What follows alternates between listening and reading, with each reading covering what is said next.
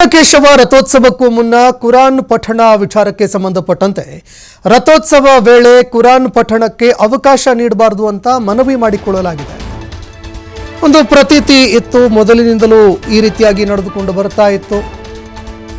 ಚನ್ನಕೇಶವ ರಥೋತ್ಸವಕ್ಕೂ ಮುನ್ನ ಕುರಾನ್ ಪಠಣ ಮಾಡುವಂತಹ ಒಂದು ಪ್ರತೀತಿ ಇತ್ತು. ಹಿಂದಿನಿಂದಲೂ ಕೂಡ ಅದು ನಡೆದುಕೊಂಡು ಬರ್ತಾ ಇತ್ತು. ಆದರೆ ರಥೋತ್ಸವ ಸಂದರ್ಭದಲ್ಲಿ ಕುರಾನ್ ಪಠಣ ಮಾಡೋದಕ್ಕೆ ಅವಕಾಶ ಮಾಡಬಾರದು ಅಂತ ಈಗ ಮನವಿ ಮಾಡಿಕೊಳ್ಳಲಾಗಿದೆ. ಹಾಸನದ ಬೇಲೂರು ತಹಶೀಲ್ದಾರ್ಗೆ ಹಿಂದೂ ಪರ ಸಂಘಟನೆಗಳು ಮನವಿ ಸಲ್ಲಿಕೆ ಮಾಡಿದವೆ. ಏಪ್ರಿಲ್ 10ರಂದು ಚನ್ನಕೇಶವ ಸ್ವಾಮಿ ಜಾತ್ರಾ ಮಹೋತ್ಸವ ನಡೆಯುತ್ತೆ.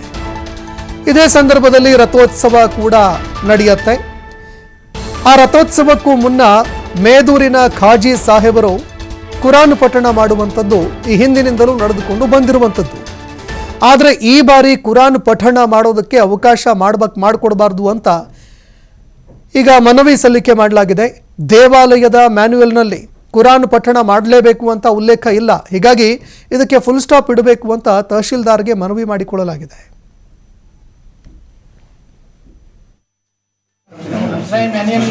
ಏನಿದೆ ಅದ್ರ ಪ್ರಕಾರ ಮಾನ್ಯ ಜಿಲ್ಲಾಧಿಕಾರಿಗಳ ಗಮನಕ್ಕೆ ತರ್ತೀವಿ. ಅವ್ರ ನಿರ್ದೇಶನದಂತೆ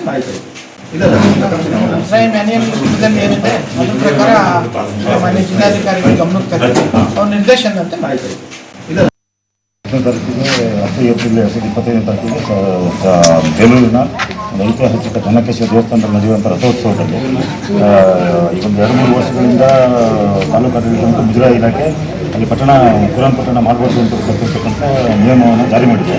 ಆದರೆ ಈ ಸಲನೂ ಅದಕ್ಕಿಂತ ಮುನ್ನೆಚ್ಚರಿಕವಾಗಿ ನಾವು ತಹಶೀಲ್ದಾರ್ ಅವರಿಗೆ ಮನವಿ ಮಾಡ್ತಿರ್ತಕ್ಕಂಥದ್ದು ಯಾವುದೇ ಕಾರಣಕ್ಕೂ ಅಲ್ಲಿ ರಥದ ಮುಂದೆ ಕುರಾನ್ ಪಠಣ ಮಾಡಬಾರ್ದು. ಮತ್ತು